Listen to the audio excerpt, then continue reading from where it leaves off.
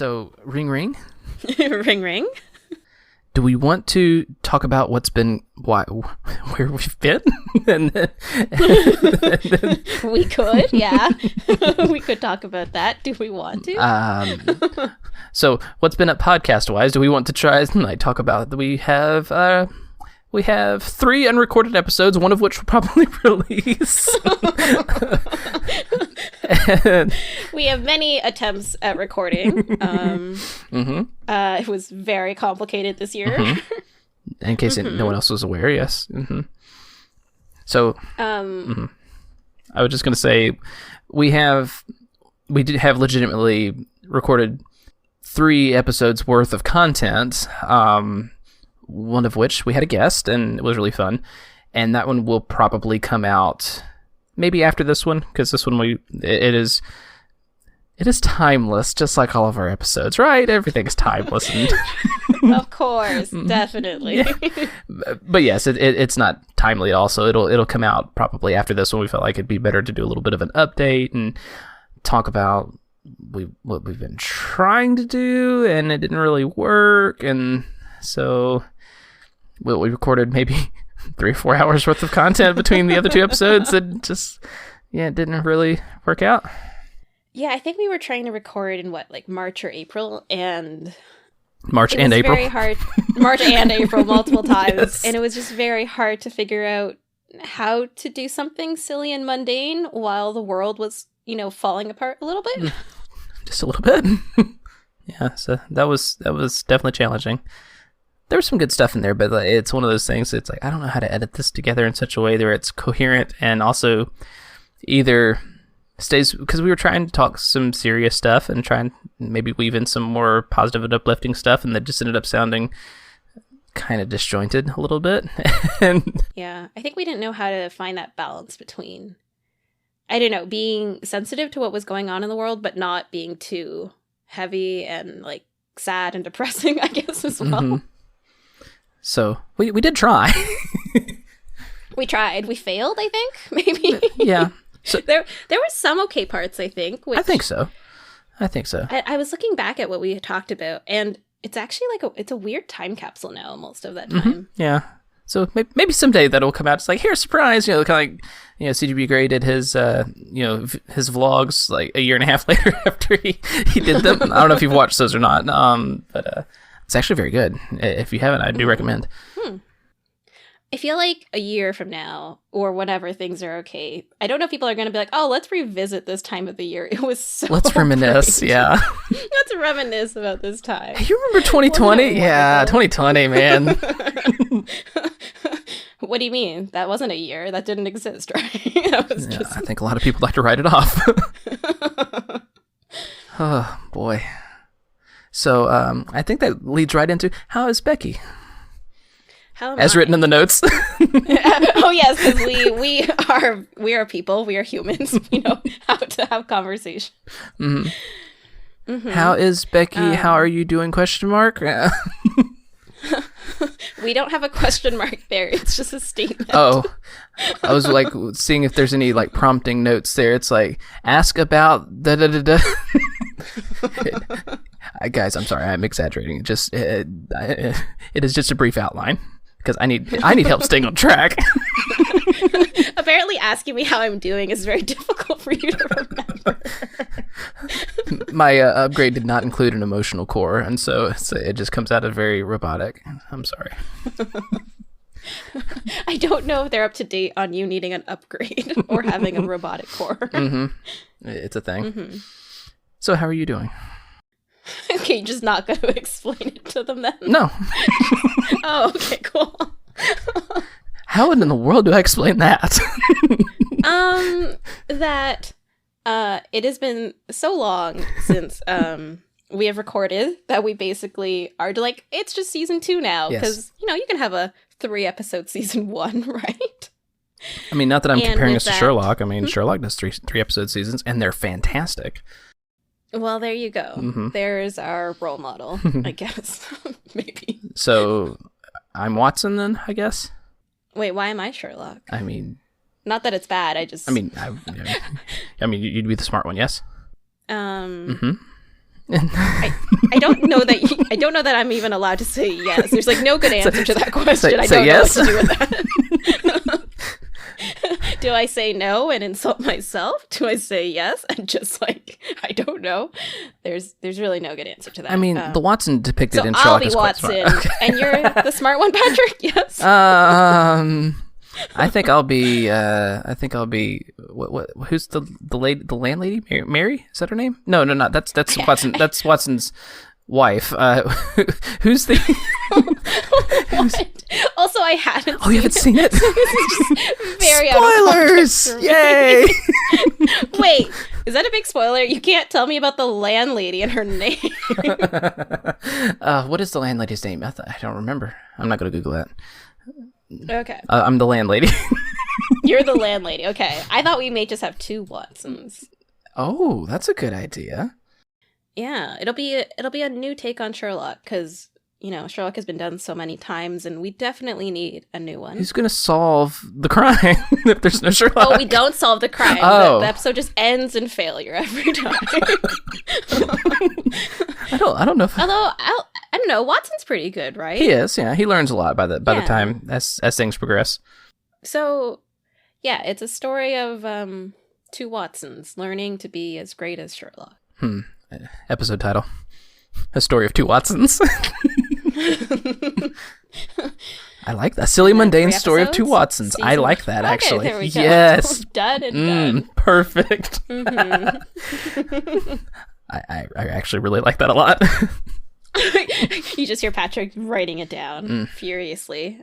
So how's Becky? Oh, season 2, right. Mm-hmm. No, we never explained your robotic core. Oh, you gotta include the audience on these inside jokes. Yeah, I don't know how to. I thought you were saying, yeah, no, I'm good. I don't want to.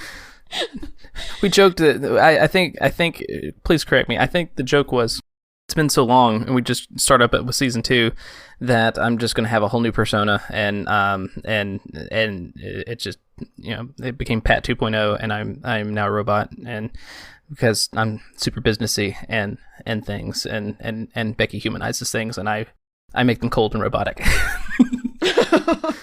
I don't think it was that unkind, but that's kind of what it came. No, I was like, give yourself a little more credit than that. I was like, now I feel bad. Very now cold I and just made calculating. you state terrible things about yourself. Patrick, tell everyone how terrible of a person you are, and you're just a robot with no feelings. I try and be nice sometimes, but the upgrade hasn't totally sunk in yet. So no, you are very kind. Oh shucks, thank you. But yeah, that was kind of the joke amongst it, and it just kept building. And I think at one point we talked about making a webcomic surrounding the adventures thereof, and I'm like, oh, this is a great idea. This is what we've been doing with our time off. Indeed. We've transitioned from podcast to webcomic because we are both artists, definitely. What was the name of this episode again? A Silly Mundane Story of Two Watsons, Tale of Two Watsons. Oh, are you actually writing it down? I am absolutely writing it down. Okay, can you draw me a picture of it now, and we can include it in the show notes? Oh, the comic? Yeah, totally. I can whip that up. Yeah, I got a pencil, right? I would actually love to see your rendition attempt at this. You've seen my handwriting. My drawings are worse. I know. We are not artists. Your handwriting is nice.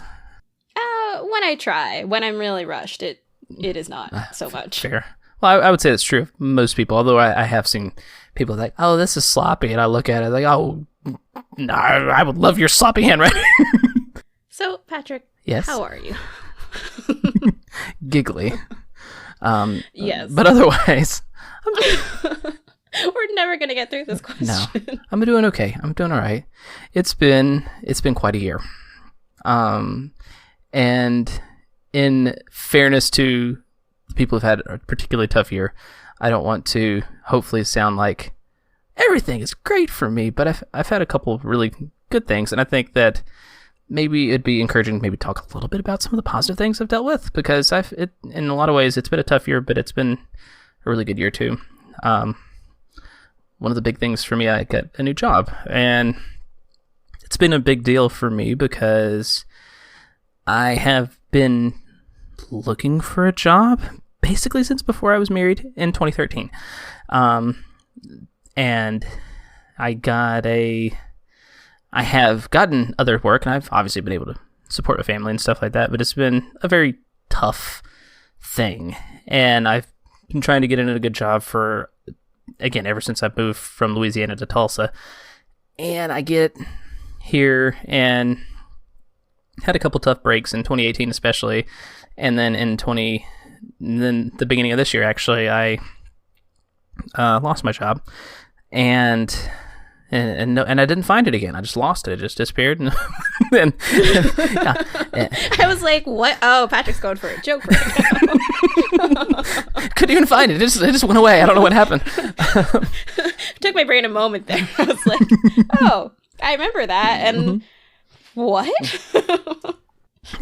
They moved the office, and you showed up. You're like, it's gone.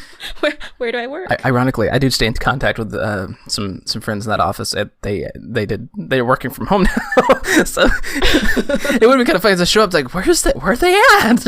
I actually did lose it. I've misplaced my job. Yeah, but anyway. So timing-wise, at the end of February, I'll just let that sink in. So I'm like, oh, I'll start looking for another job. It'll be fine.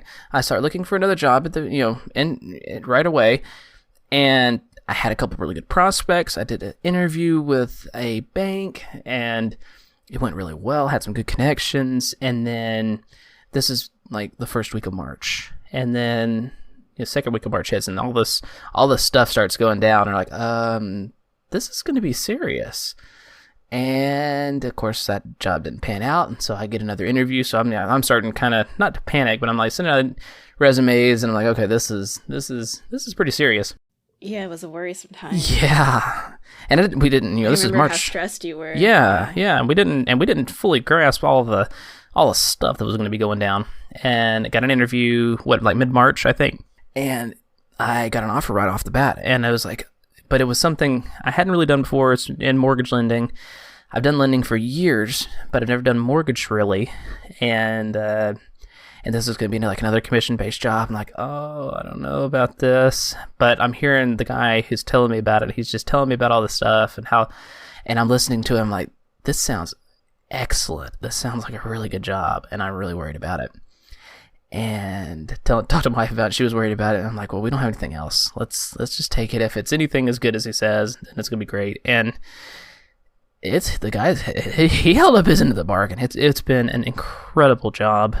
I work really hard. It's a hard job, but it's been a really huge blessing, such that we're able to get a new house, which we'd saved up for prior to all this, but when things were just uncertain, we decided not to move forward. And so now we got another, we're on contract to get another house. And of course, things are still up in the air as far as, outside factors, but my job is really stable, and I'm really, really thankful for how everything worked out, because it wasn't looking good there for a little bit, and timing was not good. But, I was pretty glad for how it worked out. I am really happy for you. I know how stressful that time was, and yeah, now you're moving soon too. Yeah, which is a big deal. We're recording at the beginning of November. I'm scheduled to move at the end of November, and so there's a non-zero chance the next recording will be in the new space in a dedicated office. It'll be the fancy new office. I know, with a nice ergonomic desk and chair. I'm so excited. Ooh. Sound quality probably won't be much improved, but at least everything else will be just much more comfortable, so I'll take that. Okay, so the audience won't hear a difference, but we can know that you are feeling different and amazing in your office. Yes, you'll be able to hear the pep in my step. It's like I'm not even walking. Okay. it's like you hear this, guys. It's the new office. It's great. If I may quote Mike from Cortex, the mega office. That job's real good, Patrick. You have a mega office. I have a mega office. It's big enough to share both me and my wife. Yeah, but we will share the office. So whether or not it's big enough, that's what we're going to do, is share it. Oh, okay. Hopefully mega enough. Mm-hmm. The mindset is mega. Yes, that's right. Okay. So, how about you, Becky? How are you? I feel like you have so much pep in your step in what's been going on with you. Things for me have been very, very difficult. Even before this year, things have been pretty hard, as you know for sure, Patrick. Yeah. I also feel like I don't know what to say about it. It's just been very, very hard. And I know this year has been just hard for everyone as well. And it definitely did not make things any easier. Yeah, just kind of a general mood of things are tough, you know? Yeah. Yeah. And dealing and lending, I hear some stories. So even, you know, while it is good, I do hear some not so great too. I'm like, oh man, a lot of people dealing with stuff. So yeah, definitely going around. And yeah, I thought I knew what to say, Patrick, but I have no idea what to say. It's just my brain just like crashes, and it's just like, it's just really hard. I don't know. That's fair. I mean, it's there's a lot that's overwhelming, right? I mean, yeah. Well, what's been? Let's reframe that then. It's been tough, and like I said, it's been tough for a lot of folks. What's been good? What's been good? I'm very, very thankful to be home with my family right now, and everyone is working from home. Oh, that's good. So that is very nice. Also, a lot of people and a lot of schedules to manage. Mm-hmm. But yeah, it's been really, really nice spending time together. Also, sometimes you need a bit of space, but that's cool too. Mm-hmm. We have this new tradition where we usually try to have dinner together when everyone's schedules align, and we end up just talking about random things in a topic that comes up, usually where one of us is like, I don't know the answer to this. And my mom is like, all right, let me get my phone. I'm going to Google it. So we have like a fun Google session every night where we learn about something new. I like that a lot. That's a cool idea. Yeah. Keeps things fresh. Yeah. Encourages conversation. I like that. So that's been fun. We've learned about very random things. I think the last thing we learned about was, what was it? The number of like Heinz flavors there are. You know Heinz ketchup? Is there 57? I think there are. Oh my, I was joking. No, actually, I was like, oh, that's what that number means. I always thought it meant like the year it was from or something, but... So Heinz 57, so that's flavor number 57 then. I'm not sure if it is... I'm not sure if that's a total number of flavors, or... You see, this was actually not the last thing we talked about. It's the last thing I can remember, which was kind of a while ago. So is the ketchup flavor number 57 then? I can look that up. I mean, I don't think so. I mean, you should bring your mom in and say, I know, right? Googler. Mom, we need you on the show. She is the official Googler at dinner. We need your fabulous Googling skills, please. Yeah. So as we're like winding down eating, it's like, oh, it's time to pull out the phone to answer the question that came up. So do you try and see if somebody knows the answer before you Google? Like, so for example, if say your mom, I think there's 57 flavors of Heinz. And you're like, I'm pretty sure that's just a number. I think it's the year, like you say. So do you try and see who's right? Yeah, so we will discuss it first. And then at some point we're like, I don't know. And then we all look to my mom. My mom's like, oh, I got this. I mean, one of the things we talked about the other day was like, oh, the leaves are changing colors. And we were like, why do they change colors? So we got into a whole discussion on that. And none of us were sure. I was like, something about chlorophyll? And then we looked it up, and it was about chlorophyll. Isn't it that the chlorophyll, it stops making chlorophyll? Isn't that what it is? It's the chlorophyll that makes the leaves green, right? Yeah, I think it stops making chlorophyll, and then so the color is the actual color that you see underneath the chlorophyll because it stopped producing that. Interesting. We needed you at dinner, Patrick. You knew the answer. You didn't need Google. Yeah, I mean, I'm just going way back in the Wayback Machine there. I'm like, I think that's how that works. You remember more than I do. My answer was just chlorophyll, something about chlorophyll. Yeah, science was my favorite. Growing up, I enjoyed science quite a lot. So I really love science too. Yeah, and then I took, what did I take that ruined my love of science? It was biology. Oh no. Yeah, biology was awful. I did not like biology. What ruined it? What about biology ruined it? Mostly just the giant unintelligible words. Like, I like words. English is also something that I enjoy. I enjoy English language stuff and reading and literature and that kind of stuff. I enjoy that kind of thing. So I'm not a stranger to large words, although I'm awful at spelling them, as you can attest. But autocorrect does not help you with that sometimes. Sometimes, no, it does not. How many times did I misspell Toronto? Oh my gosh, so many times. I was like, I feel really bad correcting you on this again and again, but it's really incorrect and it's confusing me a bit. Google learned my spelling for Toronto and it would not correct it. Then like, oh, I don't know what's actually right. Is this the correct autocorrect, or is this Google saying, okay, well, this is the way you want to spell it, so you can have it this way? I know, it kept changing it back to the wrong way, like every single time you said it. I was like, Patrick, please. I'm trying. Don't confuse me on the spelling of my own city. If you keep showing me this, it's going to confuse me. And then I switched to Apple, and Apple seems to be, because Apple and its autocorrect is much more like, no, this is the correct spelling. You will not change this. Apple's that friend that's willing to tell you when you're not in the right. Mm-hmm. Google's a friend that's like, it's fine. We'll just go with it. Yeah. So, anyways, I forgot where we were going with this. Oh, spelling, right? But what were we going before that? Derailed. I don't know. Derailed. I feel like we should have a transition sound for that. Yep. Dun dun dun dun. Derailed. I like that. That's good. We can just have a little musical derailed and go on to the next. Very nice. What else has been nice? Are there any games that you've been playing? Oh, you know what game I was playing. Segue. For a really long time. What a segue, Patrick. What a segue. We have actually not talked about this game very much yet. No. You and I have not discussed it all, other than I know that you played it. Yeah, I was like, leave me alone. I need to go in my own world to play this. The world is too hard right now. Goodbye. Fair enough. But yeah, so the game we were talking about is Animal Crossing. Mm-hmm.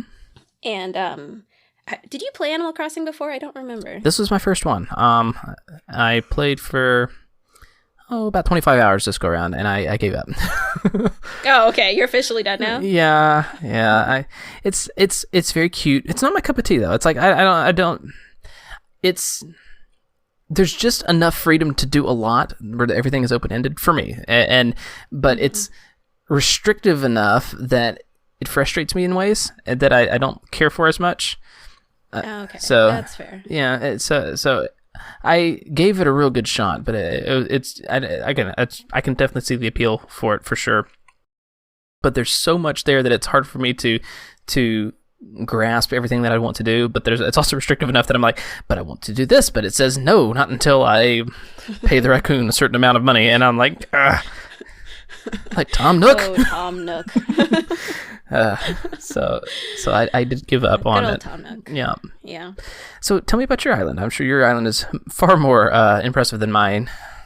So I haven't played for a while now, actually. And I kind of want to get back into it, but it feels a bit hard now because I feel like once you lose that momentum, your villagers are all like, you haven't been here for a few days. Where have you been? We miss you. And you're like, stop guilting me. But yeah,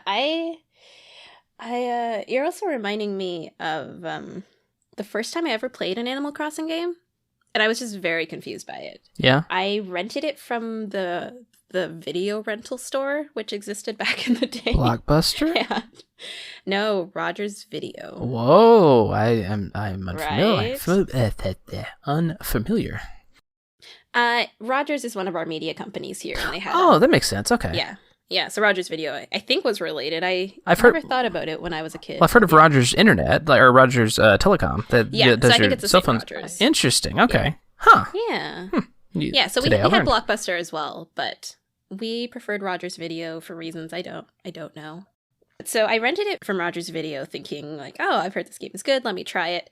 And I did not understand what was going on. And I think part of the problem is when you start, you can't just restart a new island easily. Yes. So I was playing someone else's game, and kind of like what you were dealing with. So you had the island. You were using somebody else's island was on the rented game because this was like in a cartridge or whatever. Okay. Yeah, because the game already had like an island made. Gotcha. And so I was just continuing off of that, and I couldn't figure out how to restart the game into a new game. So I was like, okay, I guess I'll go with this. But kind of like the problems you were encountering, it was like, you need things to do everything. I was like, I don't know how to get anything. And I think it was before you could easily Google every question you had about a game. Yeah, I was going to ask about how long ago this was, roughly. If it was a cartridge, was it Nintendo 64, I guess?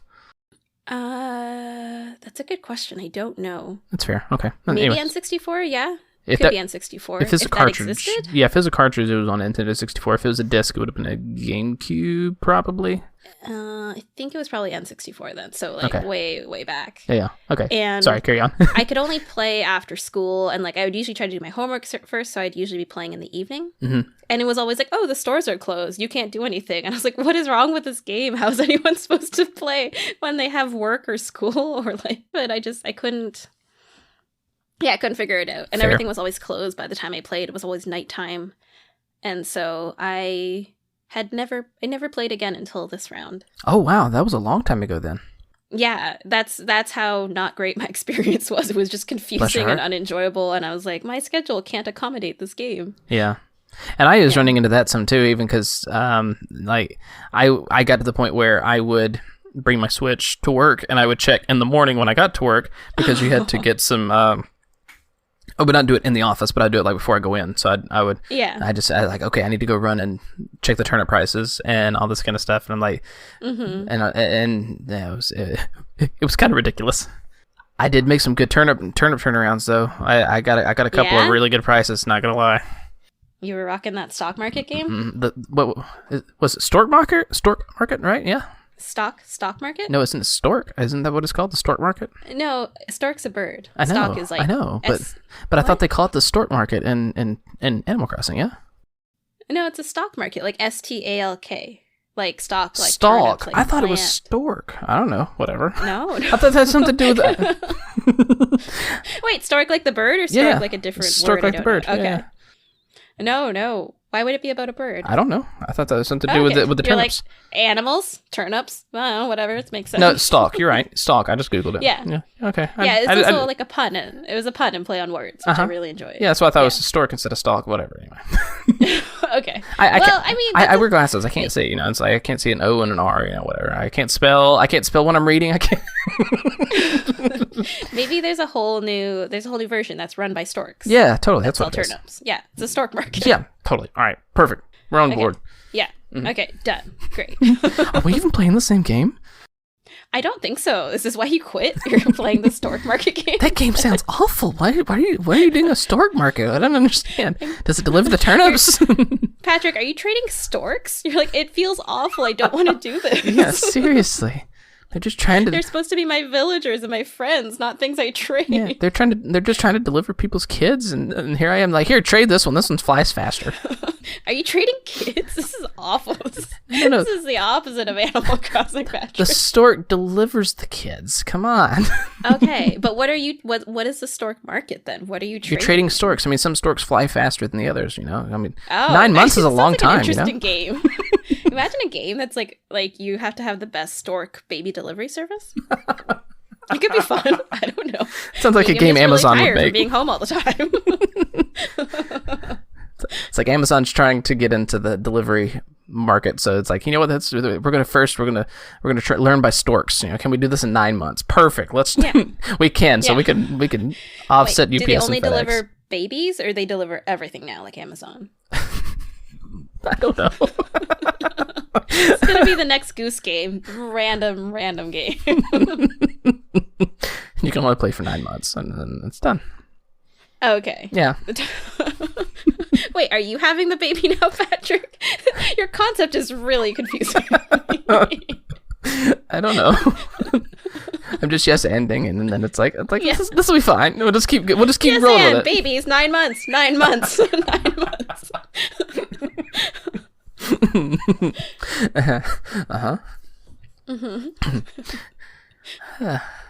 So, when last you left your island, what was the last project you tried to tackle?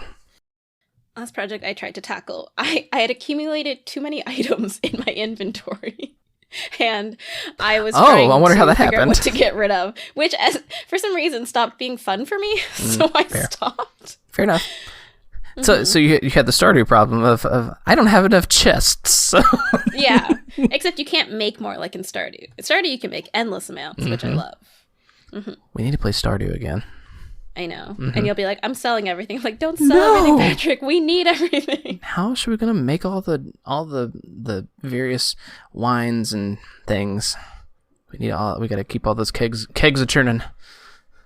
Kegs a churning. I mean, they've been churning for a while. Maybe they're ready now. Maybe it's gonna be like real fine aged wine. I have to say it's gonna be very well aged.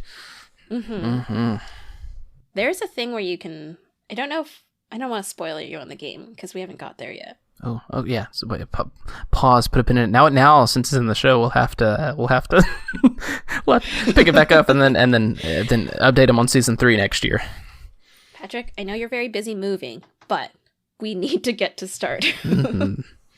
Hey, it's a portable game. It is. Don't have to have my TV hooked up for this. And all you need is 20 minutes, and then 20 more minutes, and then maybe 20 more minutes. And then, like, you should go to bed. No. One more? One more day. One more day. See, that's Rocket League. The games are just 5 minutes. Like, just one more game. Just one more game. Oh, no, I can't end on this game. One more game. Until it just infuriates you and like, okay, I'm done. I'm never playing this game again. And then tomorrow, Rocket League? You want to play Rocket League? Did you get really into Animal Crossing at some point or not really ever? Not really. I was when I got it, I think I got it a little bit after you did, maybe a week or two after you did. And then I was playing pretty much every day for a month or so. But I just didn't have enough time to I didn't, my game time is pretty limited. So I may play 30 minutes to an hour each day. So just enough to catch a few bugs, gather a few fossils, and not really get a good thing going. So I never really got to the point of really decorating anything. And I think that's part of the reason why I burned out on it pretty quick, because I was just like, I say pretty quick, but I never really got to the point of decorating, because like, okay, I just want to gather these things, and by the time I gathered all the things, like, okay, I'm tired now, I'm just gonna stop and just leave a pile of like wood outside your house. Basically, yeah. It's like I'll tackle this later. So yeah, I can understand that.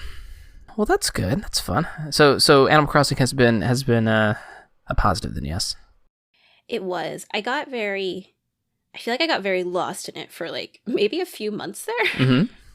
Like it was like my downtime. Like all my downtime was just basically Animal Crossing for a while. And I think I started when a lot of other people started. I know you started kind of like after everyone. Yeah. And I found there was like a small group that I didn't play with, because you don't really play with people exactly, but that were kind of on the same wavelength, I guess, at the time. Yeah. And it was like the perfect thing for quarantine. Because it was basically when I started, everyone else was kind of a little farther ahead, but they had all played before, and so like they knew what was up, so they were there for questions, and everyone was so generous, giving each other stuff, and they'd be like, oh, does anyone have this? And someone would be like, oh yeah, I have this item. What do you want for it? Oh, nothing, like just have it. And there was just people giving gifts to each other, helping each other out, and we could visit each other's islands and fly there, which was not a thing at the time anymore. Yeah. So it was like the world was shutting down, and Animal Crossing was like opening up. And we hung out and watched meteor showers. Even in the game, that people were joking like, hey, social distance. And like, so we would all stand like far apart while watching these meteor showers together as a joke. That's pretty cool. The community seemed pretty wholesome from what I could tell, because I followed a lot of the subreddits and stuff, and it reminded me a lot of the Stardew community, honestly. Yeah, it's a really wholesome game. It was just wholesome and quaint, and it was supposed to come out in 2019, actually. I don't know if you know that. Yeah, it was originally holiday, I think, yeah? Yeah, so it was supposed to come out at the end of 2019, but I think they delayed it because it just wasn't ready, and they wanted to work on it. And so it coming out at March was not even what was supposed to happen. And it turned out to be, I think, the perfect timing for everyone.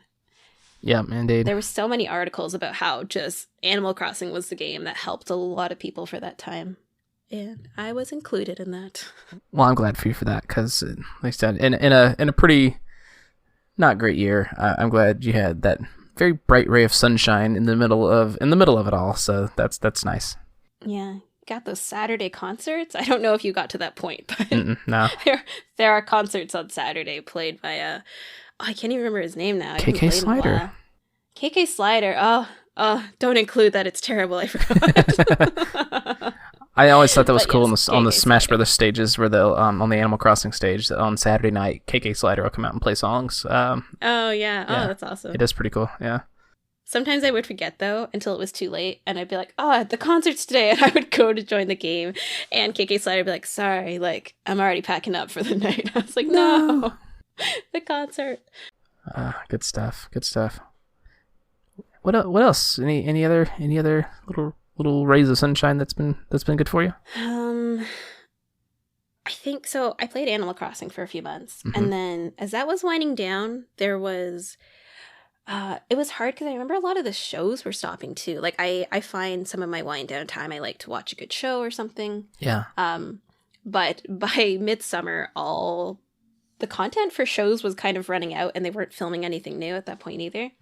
And then this reality show came out at the perfect time, and it is called Love Island. I don't know if you've heard of it. I have. You have? From me or from somewhere else? It was from someone else. Somewhere else. Oh. Yeah. What have you heard about it? Nothing other than it exists. That it exists. Okay. You may have said something about it, but it's so vague in my head, I don't remember. And when you start to tell me, I might say, "Hey, yeah, that's the thing," but I don't remember right now. Yeah, I think I briefly mentioned it to you because I got really into it. Oh, I think still give me a brief, but I think I do remember. Yeah. Also, I hope everyone's kind about it. I know reality shows are not everyone's jam, but no judgment. So Love Island is basically a show about people trying to find love connections. And so they bring in a bunch of, on the show they always refer to them as boys and girls, which is interesting because they're all adults, but yeah, that is whatever, it's interesting. cool. So they bring in a whole bunch of boys and girls, as they call them, to usually an island, and then every few weeks they have to couple up, and the people who are not in a couple have to leave the island. Oh no, okay. And basically the last couple remaining wins the chance at winning, I think it was $50,000. Who gets do they get to choose each other as a couple, or is that chosen for them by like popular vote? What are the rules? So it switches every week. Okay. Also, it was not on an island this time because of COVID and everything. They couldn't travel there, so they were stuck on a rooftop in Las Vegas for like that's pretty cool. 2 months. Yeah, which is pretty cool. It was very like inventive. An urban island. Yeah, an urban island, and it's so hot in Las Vegas in the summer. I think it was filmed maybe August, September, October time. Oh, that's awful time. So it was very, very hot. Yeah. And on a rooftop just seems like, yeah. But so each time it switches up. So if there's more girls, then the boys will pick, and the girls that don't get picked have to leave, and then vice versa. Oh dear. Okay. And I assume so they purposely keep it odd for that reason. Yeah. And then they switch it up every time, so the power switches. So it's if you're like, oh, pick me, like I'm committed to you, people are like, do I trust them? Yeah. Like, I'm going to commit to them this time, but are they going to commit to me next time? And you said, who is it? Is it the last couple gets $50,000 or the last person? So is it every man and or woman for themselves? So a bit of both. Okay. Basically, as the season goes on, towards the end, they start to eliminate couples, and people can actually vote on that as well, which is really fun for people. Yeah. And then I think there's a final remaining like 3 to 5 couples, depending on the season. And then everyone gets to vote on who the winner is going to be. Like the audience gets to vote. And so that's how the winner's decided. Okay. It sounds similar to, from what I know of like Big Brothers and that kind of stuff. Yeah, it is similar. Okay. Yeah, it's similar to that. It's basically a reality show mixed with a dating show. Okay. Combined together. Interesting. Okay. And then the couple gets to choose. I've seen they have had 2 American seasons now, and I've watched the first and second one. Okay. And both times there's $50,000. Last time, both of them got it, I think. And no, how did it work? Anyways, they can choose whether one of them keeps it and takes it from the other person, or if they split it. And so there's a question again of like, oh, are they going to trust each other and give each other the money? Or are they going to, like, was one person going to try to run away with it? Okay, so for example, if it was you and I, you would have $50,000 and I would have $50,000, and I could choose to keep my 50. And how would that work? So why wouldn't you? So how would that work? So this season, there's 2 envelopes. Mm-hmm. We would each take one, and one of them would contain $50,000. Ah. And then that person gets to decide, like, oh, do I keep this for myself or do I split it? Okay, gotcha. Last season, it was done a little differently, where I think there was $50,000 in between them, and they each took a step forward each time. Okay. And I think at any point they could, I forget how it worked, but one of them could basically choose to forget that and then just take it. Interesting. Okay. Yeah. That's fun. And also, it's all's fair until there's $50,000 between us, and then it's just like, I don't know. Do we really love each other, or do we love money more? Yeah, it's like I mean, we've only known each other for a couple weeks. I don't know. $50,000 will pay off my car, and then some. Yeah. And it was on 6 to 7 days a week, which was a lot. Okay, I do remember you telling me that. Very lovely to keep you busy. Yeah, I do remember. Yeah, because you were like, "What are you doing tonight?" I'm like, "I have to watch my show. It's on tonight. Like it's on every single." Yeah, that's crazy. That's a lot of episodes. It is, and it's so impressive because they are filming it pretty much like not live, but like they are filming it the day before and then releasing it, I think, the next day or two. Oh, wow. Because we could vote maybe, say on like a Monday night, they might be like, vote for your favorite couple, and the other ones like will be in jeopardy. And so you would vote Monday night. The show ends at like 10 p.m. Eastern time. Mm-hmm. And then they'd be like, you have until 10:30, and then we close the polls. The next day, Tuesday, you would find out the results of your voting, which is really fast. Yeah. Really cool. That's interesting. So has it been your primary one, or have you had others that you are enjoying? That one was the big one. That one was my like late summer, early fall, just because it was on. I was like, how is it on this? This is just like 6 or 7 days a week. It's so much. I was gonna say, it's kind of hard to manage anything else if you got that one coming on every day. Yeah. That's a lot of show. And then after you watch the show, you want to like read what everyone's talking about, right? I mean, sure. Or record a podcast about it. Obviously. Also, I think also because everyone was so separated at that time, like we are still, it was really, really nice because the online community around that show, or the online community that I found, was just really, really lovely. Yeah. They had really funny discussions, but also really thoughtful discussions too. Okay. Which I really, really appreciated. And so it was like a meaningless show, but also, you know, enough meaning to engage you while the world's falling apart. You can just, you know. It's fun to connect with those kind of things. I mean, it doesn't, if you're connecting about something that you enjoy, it's fun to be able to talk about that thing and then also realize, hey, this person's actually pretty cool. Yeah. And, you know, in so doing, you know, we kind of made a Discord server. I don't know if we would have put that here or not, but, you know. What a segue, Patrick. Uh-huh. Mm-hmm. Not to take away from what you're talking about. We can circle back to that. But yeah, we made a Discord server. If you guys want to join, it'll be in the show notes. Would you like to explain what the Discord server is? Okay. Yes. The Discord server. That's where we're recording right now. No. A Discord server. So if you are unaware, a Discord server is basically it's a sophisticated chat program. I say sophisticated. It's relatively simple, but it's a place for people to have conversations based on topics or based on general discussion. It's just text-based, but there's a spot where you can have some voice conversations as well. It's just a really cool place to hang out. We're designing it to be just a place that we talk about things like we talk about on the show, just talking about video games and talk about life stuff and learn about cultures and just give people room to have a conversation. And yeah, it's really cool. We've been working on that for the last several months, trying to just put things together, and we'd love to build it with you guys, because right now it's just she and I in there. So we'd love to have some people come in and join us and have a conversation, and you can help shape how you want it to be. So yeah, it'll be a fun. And we will include a link in the show notes. Yes, we will. Maybe. Yes, we will. In the show notes. So if you made it this far into the podcast, give it a link, give it a click. It'll be worth your while, I think. So anyway, sorry, did not mean to derail your Reddit conversation. That's you don't want to hear all about Love Island? No, not at all. I want to hear more. Tell me more. Okay, so one of my favorite parts actually is the narrator of Love Island. A good narrator makes a good show. The narrator makes a good show. His name is Matthew Hoffman, and I know that name. Do you? From what? I have no idea. I'm going to Google it right now, actually. Okay. I know that name. I'm like, who is that? I know it. I may not know the person, but I know that name. Anyway, carry on. I'm still listening. Okay. He is so funny. And so he brings so much character and sass to the show, and I love it. One of my favorite things from him is he has to do these promos for Caesars, like the hotel place in Las Vegas. Okay. He is so committed to them. He is so pumped when he does it. When you were talking about segues, it reminded me of he loves to find fun segues into his Caesars promo. Mm-hmm. He might be like, oh, these two people, they were talking about this and they had a great segue into this conversation, just like my segue into my mandated Caesars promo. And he's so pumped about it, and it brings me so much joy. It's so silly.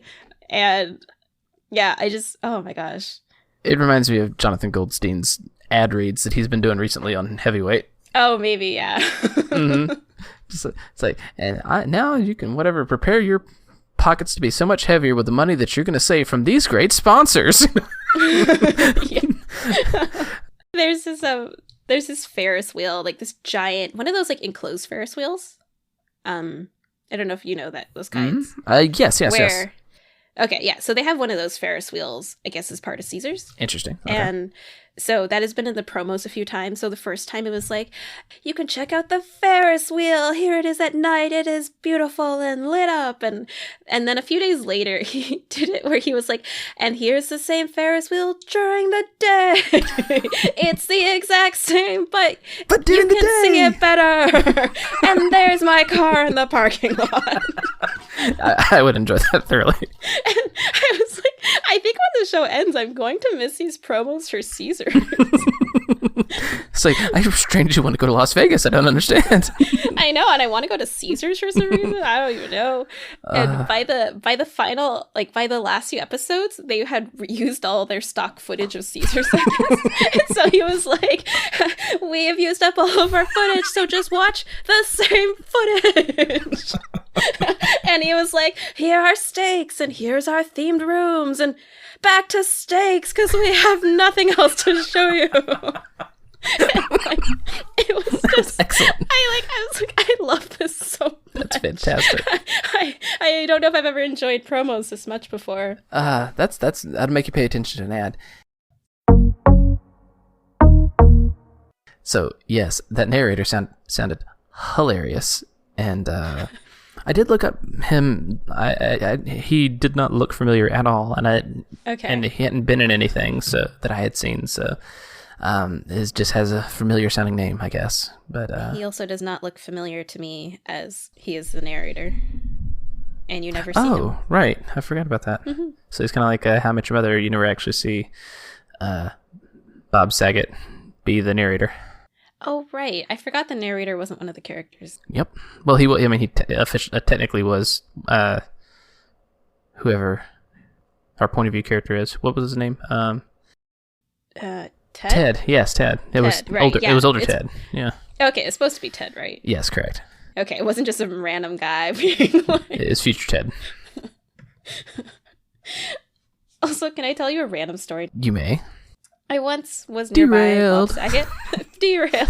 I once was near Bob Saget, and someone was like, "Whoa, you're Bob Saget." He's like, "Yeah, I know." And I just walked away. I was like, "Yeah, that's a fair response. It is weird when people yell your name to you." As a matter of fact, yes. You would know that. That's up there. Like, right. Yeah. That's a really weird thing to have to deal with. That's fantastic. Mm-hmm. That's up there with the joke that's gone around where you've seen it probably, I'm sure, of Bill Murray coming and walking up to some random person at a restaurant and taking their French fry, and he says, "No one will believe you," and walked off. Is that an actual story or just one of those rumors that go around? I don't know if it's true or not, but it has passed around the internet a few times, and so it's like it's one of those things. Just kind of knowing how Bill Murray's persona is, I could totally see that. Yeah. I mean, Becky, would you believe me if I said, Becky, I'm not even kidding, I was sitting at a restaurant and Bill Murray came and took a French fry off of my plate, said no one will believe me, and walked off. Do you believe me? I would believe you if I hadn't heard it from the internet so many times. Bill Murray gets around. Apparently. He's been to Takes tries Tulsa. from everybody. Yeah, that's right. It's like, I mean, it would be funny if there yeah. was that many stories because he just does it that often. I would love that. That'd be great. That'd be so funny. Well, Bob Saget is one of those kind of people. He has the persona of an everyman, maybe because of his connection with Full House and everything. But like, if you didn't know Bob Saget, just walking down the street, like he doesn't have one of those personas of whoa, that's movie star Bob Saget or whatever. He just seems kind of like a normal person, if that makes sense. Yeah, that does feel like his Full House character, just like just a guy, just a dad. Yep, just a guy who is obsessed with cleaning. I barely remember Full House, so I was like, oh, I did not know that. I feel like anyone who watches probably does, though. Full House was a staple of my childhood. I loved Full House. So, what did you like about it? I don't know. It was just a pretty wholesome show, and it was funny, and it was relatively clean, and yeah, I just really enjoyed it. I liked Joey was hilarious, and and Jesse was the cool guy and whatever, and it was just fun watching. I don't know. It was just a really good. Like I said, it was cheesy, but it was a fun cheesy. And as a kid, I enjoyed it. Kids don't care about cheesy things. Like, oh, this is a fun show, and it's like it's got the nostalgia factor. I'd probably watch it back and be like, ooh, that is okay. Cringiness. I have watched some of Fuller House, and I'm not a fan of that. So no. Yeah. Is the general consensus that it is on par with the original or not? I don't know. I think the reviews and things I've read, it seems like in general, most people say if you like the original Full House and you want a little nostalgia trip, you'll probably like Fuller House. And I'm like, maybe. I won't say I disagree. I've only watched like one episode, and it was fine. And I didn't dislike it, but I'm also like, it wasn't enough for you to watch a second episode. Yes, I'm now an undisclosed age, and I was a kid when I watched the other stuff, so different now.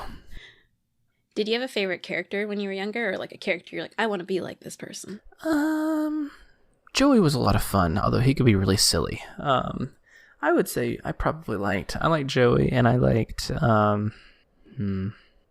Jesse mostly because it was fun to see his coolness get a little what's the word? It was fun to see him get flustered because things are cool, and then you had Goofy Joey messing things up, and that was always fun to enjoy. And I enjoyed those things. That does sound like a good time. Mm-hmm. I'd ask you if you had a favorite, but since you were less into it, and you might be like, shrug emoji.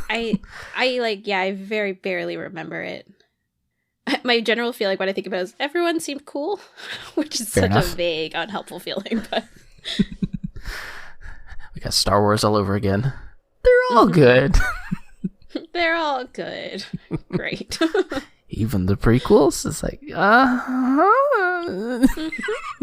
everyone loves those, right? Yeah, for sure. So, while we're talking about, did you have anything else you want to talk about on your reality show things? I don't know. Your narrator digression was fantastic. So. Oh, it's one of my favorite parts. I was just so happy every time it was time for Caesar's promos. I was like, yeah. Oh my gosh, the last promo was epic. He made a whole song, and I don't remember it, and I wish I had a copy of it somewhere. Maybe it's online, I don't know. I'm sure it's on YouTube somewhere. But he made a whole song, which was the perfect way for him to go out for the last episode. Excellent. Is it coming back? I think so. It is. I would guess so. Maybe next year? Yeah, it sounds like a spring thing, maybe. On an island again? Yeah. But if it's not in Las Vegas, I mean, what are they going to do? I mean, come on. It's like you can't. The first season was on an island. This was the weird season. You can't actually go to an island. Here, be on a rooftop. But I would guess it would be in the summer because they need content. Yeah. It fills up so much space for them. Makes sense. 6 days a week of show. And there's not a lot going on in the summer, so that makes sense. Yeah. Television-wise, anyway. I guess you said it was meaningful. Meaningful from a broad perspective or from maybe more specific things? I guess there's multiple ways it was really meaningful for me. I think it was that thing of things have been so hard for me, not just this year, but even before this year, but especially this year, that having something that is both entirely meaningless, but meaningful enough to keep you engaged was really, really helpful. Like connecting with the characters and things? Yeah, like, I think it's like silly drama that has no meaning in your actual life. And so you can kind of engage in it and it matters for that moment, but it also doesn't matter if you're dealing with all sorts of other difficult things. Maybe like a way you can connect to things strongly and then disconnect because it's characters and it's less real, maybe? Yeah. It's meaningful enough to engage you, but not meaningful enough to take up too much space in your brain. That's fair. It's less consequential. Yeah, some of the other shows, like a really good intensive show that pulls you in, like a fiction show, they're great, but they're also require so much attention and concentration, especially ones that are really good that you really are into. But this is something you kind of like disappear for a little bit, not have to think too much, and just enjoy. Those are nice. Yeah. I really appreciated the conversations they were having on the subreddit for it. It is a reality show, so it's not just like kindness and like, whatever when they're talking about the show. Sure. But they're also, I think Twitter can get a little intense sometimes, and I really appreciate that on Reddit, at least where I go, you can often end up with more thoughtful, nuanced conversations. Indeed. And I really appreciated that, I don't know, they talk about these people, but they always try to remember, like, these are actual people and who have feelings and lives outside of the show. And I found people also ended up reflecting on their own relationships watching them. Yeah. And so there was one guy in particular who was kind of raising a lot of red flags at the beginning. On the show? Or in on the show. Okay. On the show. And a lot of people ended up talking about how it resembled some relationships they had at the beginning. And the guy turned out to be not great. And so people started sharing stories and bonding over, difficult relationships they had. And then other times there's people who are like, I think there was one person who was like, I think my partner kind of acts this way. And they started thinking a little more about whether it was like the right thing for them and whether this was kind of a healthy relationship for them. Oh, wow. And so there's like lots of thoughtful and interesting discussions sometimes on people just sharing like what they've experienced, what a healthy relationship might look like, what it doesn't look like. And it's just like nice and bonding, and you can actually sometimes learn and grow a little bit from that. And it's weird because it's a meaningless reality show. But the conversations that come up are sometimes really thoughtful and help you reflect on, like, what are you looking for? How have you been in the past? How do you want to be in the future? It's a catalyst for really good conversation. Cool. Yeah. And it's so silly because it comes from Love Island. So it's like, I did not expect this. Well, yeah. But also, like, how often have you and I had, deep, meaningful conversations whilst farming turnips? Yeah, that's true. Maybe the silly stuff is the catalyst for having deeper conversations. Mm-hmm. Well, I mean, just like playing board games and stuff, like me personally, I don't have any interest in playing, Sorry or Parcheesi or whatever. But I really enjoy hanging out with friends, and that is an excellent excuse to, because, it can be difficult. Wow, this is hard to think about in COVID times, but it can be difficult just to sit everybody down in a chair, especially if it's been a while since you've, talked, and be like, so how's the weather? It's like, well, we live in the same town as you. It's been the same as it is for you, Yeah, I mean, especially if you say it like that, it's going to be real awkward. That's how I start every conversation. I mean, it's the recording that starts like, so how's the weather, So... Mm-hmm. But having a game to play or whatever that you can have conversation around the game, and then it splits off into other stuff, and it's just a natural way to start talking about things. Mm-hmm. And I feel like something that is quote unquote meaningless, like a reality show or whatever, you can get on and have a conversation, and it's a catalyst for deeper and more meaningful things. So no, I don't think that's silly at all. I think that's great. So there you go. Mm-hmm. There was this one moment that just, it was like a really beautiful moment of, there was this one girl who ended up being treated pretty poorly by this guy.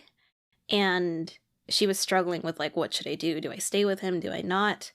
And her good friend on the show ended up just asking, well, if it was me, what would you tell me to do?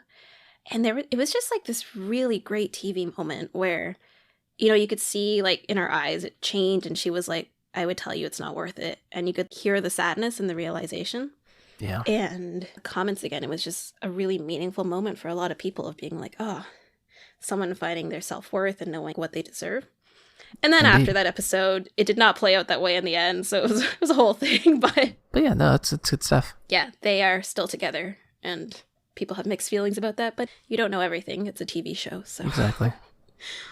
Well, yeah, there's a lot that goes on behind the scenes, I'm sure, that it's like, okay, well, you know, an apology doesn't get the ratings, you understand? It's like, no, we gotta have something to talk about.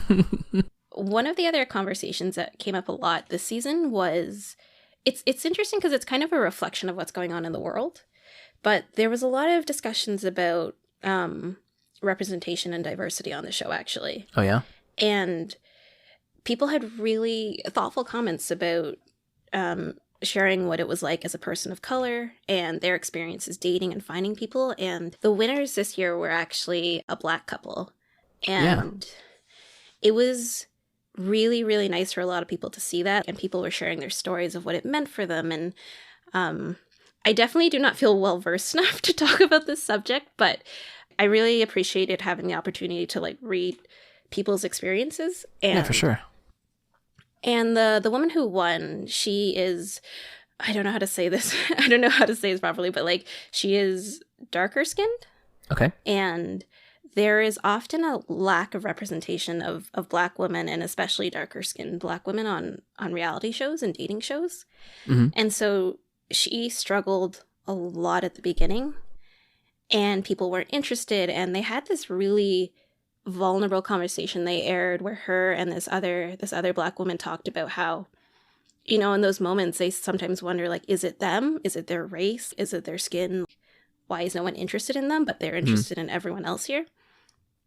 And I thought it was just, I don't know, like a really vulnerable moment. And for them to air that and to have a lot of people who maybe haven't experienced that to at least have more understanding of what it's like for them, I thought was like a really cool thing. It created a lot of conversation and a lot of people sharing their stories of what it's like. I really appreciated the opportunity to learn a little more about that. And it was just really, it was great for a lot of people because she found an incredible guy, and it is a love that is very respectful and kind and fun and what a lot of people are looking for. And so it was just like a really beautiful love story as well overall.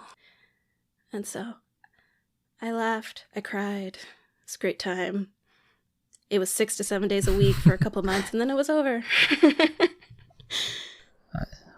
So then so not everything in 2020 was just an absolute dumpster fire. I think that came at a very good time for a lot of people. Yeah. Yeah, good stuff.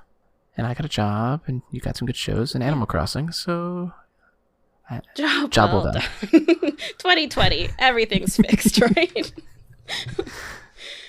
Yeah, because it's November 6th, and there's nothing going on here at this. There's at definitely this nothing going on in your country, right?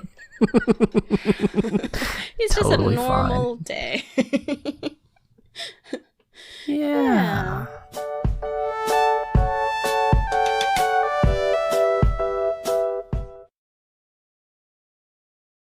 No, 100%. We will. We will read with gusto of 1,000 Matthew Hoffman. Yes, thank you. I was like, 1,000 suns. I don't think that works.